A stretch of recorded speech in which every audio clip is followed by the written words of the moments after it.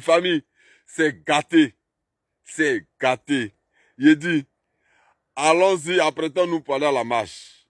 Apprêtons-nous pour aller à la marche parce que il n'y a pas de candidat d'opposition.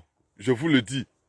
Il n'y a pas de candidat de l'opposition. Tous ceux qui sont là, ils sont là pour un poste ministériel.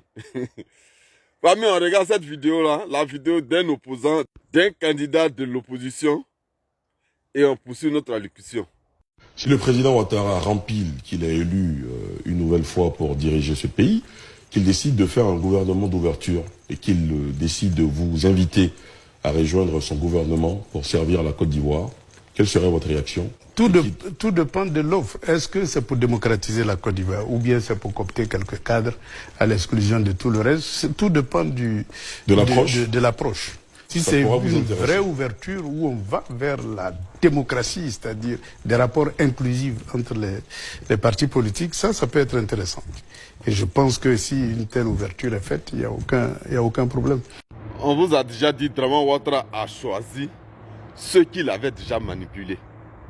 C'est-à-dire, ceux que lui, quand il va dire marchons comme ça, ils vont marcher comme ça. C'est-à-dire, quand il sera en train de piétiner la constitution de la Côte d'Ivoire, ceux qui vont accepter.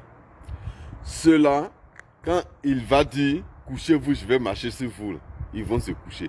Et apprêtons-nous, on va aller à la marche. On va dégager Draman Ouattara avec ses opposants qu'il a triés. Oui, les gens sont là pour manger.